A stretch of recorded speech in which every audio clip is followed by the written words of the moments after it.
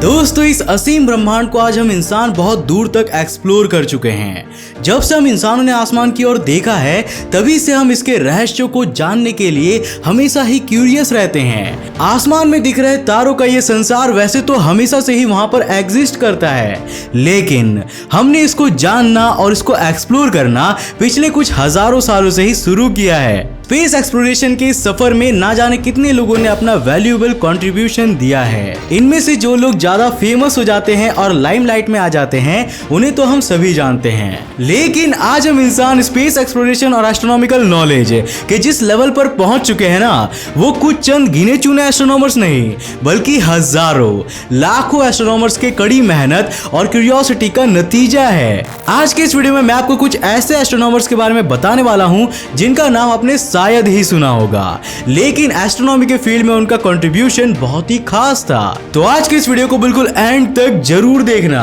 क्योंकि आज का ये वीडियो बहुत ही ज्यादा खास है। तो हेलो गाइस, मैं आकाश शिखर, चलिए शुरू करते हैं आज के इस नए एपिसोड को। वीडियो में आगे बढ़ने से पहले मैं आज आपके लिए लाया हूं एक खुशखबरी। जी हाँ, अंतरिक्ष टीवी का ऑफिशियल मर्चेंडाइज एक बार फिर से आ गया है और इस बार इसमें बहुत कुछ नया है। अब बॉयज एंड गर्ल्स, बच्चे हो या बूढ़े, सभी के लिए हमारी ऑफिशियल टी शर्ट्स अवेलेबल है, वो भी फ्लैट डिस्काउंटेड रेट पे। आप ले सकते हो प्रीमियम कॉटन के टी शर्ट्स, जो कि खास तौर पर अंतरिक्ष टीवी के व्यूअर्स के लिए ही डिजाइन किया गया है। और केवल यही नहीं, बल्कि इसके रीलॉन्च की खुशी में हम आपके लिए लाए हैं पूरे एक वीक के लिए फ्री शिपिंग ऑफर, जहां आपको मिलता है हर एक प्रोडक्ट में फ्री शिपिंग। मतलब आपको शिपिंग के लिए कोई भी एक्स्ट्रा चार्ज नहीं लगेगा। लेकिन ये एक लिमिटेड टाइम ऑफर है, तो इसको मिस मत करना। हमारे वेबसाइट का लिंक तो आपको पता ही है, फिर भी लिंक नीचे डिस्क्रिप्शन में दिया हुआ है, वहां पर जाओ और अपने मनपसंद के टी शर्ट्स जाके परचेज करो जब तक ये ऑफर खत्म ना हो जाए। सबसे पहले बात करते हैं हिपार्कस की। इन्हें एंशिएंट वर्ल्ड के सबसे महान एस्ट्रोनॉमर्स में गिना जाता है। इनका जन्म 190 ईस्वी में एंशिएंट ग्रीस के नाइकिया नाम के शहर में हुआ था, जो आज के टर्की के एजिनिक शहर में है। आपने मैथमेटिक्स में ट्रिग्नोमेट्री तो जरूर पढ़ी होगी। हिपार्कस को ही ट्रिग्नोमेट्री का फाउंडर कहा जाता है। उन्होंने सूरज और चांद के मोशन को एनालाइज करते हुए जो स्टडीज की थी, वो आज भी एग्जिस्ट करती है। ट्रिग्नोमेट्री के माध्यम से उन्होंने सोलर और लूनार एक्लिप्सेस के बारे में भी काफी स्टडी की थी। Most importantly, Hipparcos western world के वो पहले एस्ट्रोनॉमर थे जिन्होंने स्टार कैटलॉग्स को बनाया था, और उनके ये कैटलॉग्स आज की सिचुएशन में भी काफी ज्यादा एक्यूरेट माने जाते हैं। हिपार्कस ने एस्ट्रोलीब और आर्मिलरी स्फीयर नाम के दो एस्ट्रोनॉमिकल डिवाइसेस भी इन्वेंट किए थे।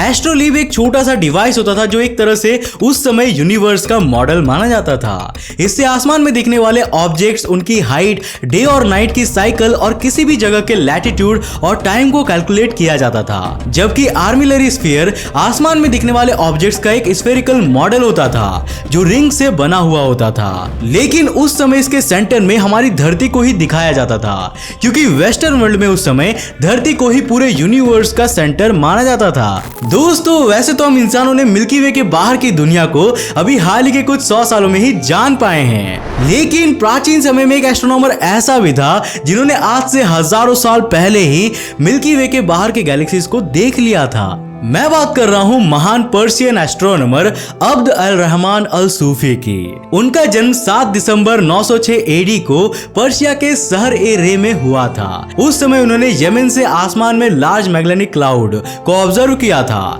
लार्ज मैग्लेनिक क्लाउड मिल्की वे की एक सैटेलाइट गैलेक्सी है और उस समय इसे यमन से ही साफ साफ देखा जा सकता था। हालांकि इसकी ऑफिशियल डिस्कवरी का श्रेय 16वीं सेंचुरी के पोर्टुगीज एक्सप्लोरर फर्डिनेंड मैगलन को दिया जाता है। उन्होंने किताब अल क्वातिब अल थाबित अल मुसव्वर नाम की एक बुक भी लिखी थी, जिसे इंग्लिश में आज हम the book of fixed stars भी कहते हैं। 964 एडी में वो एंड्रोमेडा गैलेक्सी को ऑब्जर्व करने वाले पहले इंसान बने थे। हालांकि उस समय हम इंसान गैलेक्सीज के बारे में नहीं जानते थे और इसीलिए वो इसे डस्ट का कोई क्लाउड मान बैठे थे। इसी बुक में उन्होंने अरेबिक वर्ल्ड में माने जाने वाले 48 कॉन्स्टेलेशंस का भी जिक्र किया था और उनके मेन स्टार्स के बारे में भी लिखा था। अपने स्टार कैटलॉग्स में उन्होंने ना सिर्फ हर कॉन्स्टेलेशन के स्टार्स की ड्राइंग्स बनाई थी, बल्कि उन्होंने इन स्टार्स के मैग्नीट्यूड के बारे में भी हमें बताया था। चांद के साउथ सेंट्रल हाईलैंड्स में प्रेजेंट ल्यूनार क्रेटर, अजोफी और एस्ट्रॉइड बेल्ट में प्रेजेंट एक एस्ट्रॉइड 12621 अल सूफी का नाम भी इन्हीं के नाम पर रखा गया था। 7 दिसंबर 2016 को अब्द अल रहमान अल सूफी के 1000 2113वें बर्थडे पर गूगल ने एक डूडल बनाकर उन्हें ट्रिब्यूट भी दिया था। अब बात करते हैं भारत के एस्ट्रोनॉमर नीलकंठ सौम्य जी के बारे में। इनका संबंध Kerala school of astronomy and mathematics से था। इनका जन्म 14 जून 1444 को केरला के तिरूर में हुआ था, जो आज मल्लपुरम डिस्ट्रिक्ट में है। उन्होंने तंत्र संग्रह नाम की एक बुक लिखी थी, जिसमें 8 चैप्टर और 432 वर्सेस थी। ये बुक संस्कृत में लिखी गई थी और ये पूरी तरह एस्ट्रोनॉमी पर बेस्ड थी। नीलकंठ सौम्य जी ने आर्यभट्ट के द्वारा की गई मरकरी और वीनस की कैलकुलेशंस में कई सुधार किए थे और उन्होंने इन दोनों प्लैनेट्स के सेंटर की one of the most accurate calculation भी की थी। उनकी बुक आर्यभाटिया भाष्य, आर्यभट्ट की बुक आर्यभाटिया की एक डिटेल्ड कमेंट्री थी। इसके अलावा भी उन्होंने अपने कई बुक्स के माध्यम से अलग अलग एस्ट्रोनॉमिकल ऑब्जेक्ट्स के कैलकुलेशन और उनके लिए इस्तेमाल किए जाने वाले इंस्ट्रूमेंट्स के बारे में भी हमें बताया है। भारत से अब मैं आपको ले जाने वाला हूँ फ्रांस, जहां के रुमिनी में 15 मार्च 1713 को महान एस्ट्रोनॉमर निकोलस लुइस दे लकैल का जन्म हुआ था। उन्हें बचपन से ही तारों की दुनिया को एक्सप्लोर करने का बहुत ज्यादा शौक था। उन्होंने अपने लिए एक ऑब्जर्वेटरी भी बनाई थी, लेकिन स्टार्स के डिटेल्ड कैटलॉग्स बनाने और उनके बारे में ज्यादा से ज्यादा जानने की चाह ने उन्हें केप ऑफ गुड होप खींच लाई। ये साउथ अफ्रीका में अटलांटिक ओशन को लगता है एक रॉकी हाईलैंड है। इस जगह पर उन्हें एक अच्छी खासी लंबी बेस लाइन मिल जाती थी, जिससे कि वो ट्रिग्नोमेट्रिक फार्मूला से प्लैनेट्स की पोजीशन और डिस्टेंसेस को कैलकुलेट कर पाते थे। आपको बता दूं कि इस जगह के ऊपर वाले आसमान में सेलेस्टियल स्फीयर का जो हिस्सा दिखता है उसे हम साउदर्न स्काई कहते हैं। उन्होंने साउदर्न स्काई में 10,000 से भी ज्यादा स्टार्स को कैटलॉग किया था, वो भी सिर्फ 2 साल में। इसके लिए उन्हें हर रात आसमान को ऑब्जर्व करना होता था। लकेल ने साउदर्न हेमिस्फीयर की तरफ धरती की रेडियस को भी कैलकुलेट किया था और अगले आने वाले 1800 सालों तक के लिए एक्लिप्सेस की पॉसिबल डेट्स का कैलेंडर भी बनाया था। अब मैं आपको ले जाने वाला हूँ एंशिएंट चाइना, जहां 4th सेंचुरी बीसी में कुई नाम की जगह पर गैन दे नाम के एस्ट्रोनॉमर का जन्म हुआ था।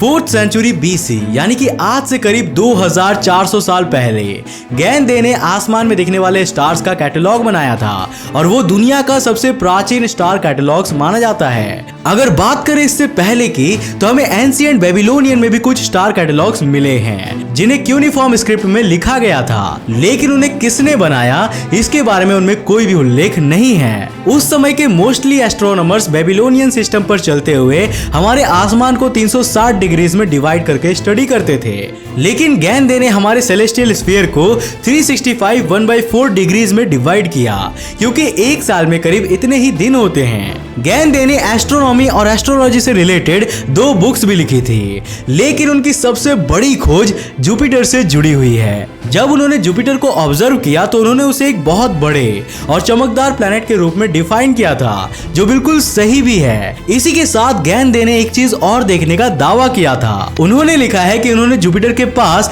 एक रेड कलर का स्टार देखा है। ऑब्वियस सी बात है कि उस समय उनके पास वो टेक्नोलॉजी नहीं थी कि वो उसे और डिटेल में ऑब्जर्व कर सके, लेकिन आज हम जानते हैं कि वो स्टार नहीं बल्कि जुपिटर का सबसे बड़ा मून गैनीमीड था। 7 जनवरी 1610 को गैलीलियो गैलीली ने मॉडर्न हिस्ट्री में पहली बार गैनीमीड को डिस्कवर किया था, लेकिन गैन दे ने तो ये कारनामा 364 बीसी यानी कि करीब 1973 साल पहले ही कर दिखाया था। चलिए मान लेते हैं कि साफ आसमान और सुइटेबल कंडीशंस के कारण उन्होंने उसे देख लिया होगा, लेकिन उन्होंने ये भी बताया था कि उस ऑब्जेक्ट का कलर रेड है। नेकेड आई से किसी चांद के कलर को पहचानना एक बहुत बड़ी अचीवमेंट होती है। आखिर में बात करते हैं एनी जंप कैनन की। ये हमारी आज की लिस्ट की सबसे लेटेस्ट वाली एस्ट्रोनॉमर है। एनी का जन्म 11 दिसंबर 1863 को अमेरिका के डेलावेयर स्टेट की कैपिटल डोवर में हुआ था। जब हम मॉडर्न स्टार कैटलॉग्स और क्लासिफिकेशन की बात करते हैं तो उसमें एनी जंप कैनन का कंट्रीब्यूशन बहुत ज्यादा बड़ा है। हार्वर्ड क्लासिफिकेशन स्कीम को क्रिएट करने का क्रेडिट उन्हीं को जाता है। इस क्लासिफिकेशन में अलग अलग स्टार्स को उनके स्पेक्ट्रल एनालिसिस के बेसिस पर क्लासिफाई किया जाता है। आपको जानकर हैरानी होगी कि उन्होंने अपने लाइफ का ज्यादातर समय एक डीव के तौर पर बिताया था। मतलब उन्हें कुछ भी सुनाई नहीं देता था, लेकिन इसके बावजूद भी उनके कारनामे आसमान को छूने वाले थे। साल 1921 में उन्होंने ग्रोनिंगन यूनिवर्सिटी से मैथ्स और एस्ट्रोनॉमी में डॉक्टर्स की डिग्री प्राप्त की थी और वो किसी यूरोपियन यूनिवर्सिटी से इतनी बड़ी डिग्री प्राप्त करने वाली शुरुआती महिलाओं में से एक थी। साल 1925 में उन्होंने इंग्लैंड की ऑक्सफोर्ड यूनिवर्सिटी से डॉक्टरेट ऑफ साइंस की डिग्री प्राप्त की थी और वो ऐसा करने वाली पहली महिला बनी थी। एनी जंप कैनन के स्टेलर क्लासिफिकेशन को इंटरनेशनल एस्ट्रोनॉमिकल यूनियन ने बहुत ही माइनर चेंजेस के साथ एक्सेप्ट कर लिया था, जो अपने आप में एक बहुत बड़ी बात है। उनके सम्मान में चांद के नियर साइड पर एक क्रेटर का नाम कैनन रखा गया है और एस्ट्रॉयड बेल्ट में मौजूद एक 10 किलोमीटर के एस्ट्रॉयड का नाम 1120 कैनोनिन्स उन्हीं के नाम पर रखा गया है। तो दोस्तों, ये थे कुछ ऐसे एस्ट्रोनॉमर्स जिन्होंने हमारे यूनिवर्स को एक्सप्लोर करने में अपना बहुत ही बड़ा योगदान दिया था, लेकिन हम इनके बारे में ज्यादा कुछ नहीं जानते हैं। तो आपको आज का ये वीडियो कैसा लगा हमें नीचे कमेंट करके जरूर बताना, और क्या आप कुछ ऐसे ही और एस्ट्रोनॉमर्स के बारे में जानना चाहते हैं जो इतिहास में कहीं गुम हो गए हैं? अगर हाँ, तो हमें नीचे कमेंट करके जरूर बताना। अगर आपके कमेंट्स ज्यादा हुए तो मैं इस पर वीडियो जरूर लेकर आऊंगा। तो दोस्तों, एक बार फिर से मैं आपको याद दिला दूं कि हमारा ऑफिशियल मर्चेंडाइज एक बार फिर से ओपन हो चुका है, तो जल्दी से हमारे वेबसाइट antarikshtv.in पर जाओ और नए ऑफर का फायदा उठाओ जब तक कि ये खत्म ना हो जाए। तो आज के लिए बस इतना ही। आई होप इस वीडियो से आपने कुछ नया जरूर सीखा होगा। अगर हाँ, तो इस वीडियो को लाइक करने के साथ साथ अपने फ्रेंड्स के साथ जरूर शेयर करना। अगर आपने अभी तक हमारे चैनल को सब्सक्राइब नहीं किया तो करके रहो यार, पैसे थोड़ी लगते हैं। जल्दी से चैनल को सब्सक्राइब करो और नोटिफिकेशन बेल को ऑन कर देना ताकि आप देख सको हमारे वीडियो सबसे पहले। तब तक के लिए बाय, जय हिंद।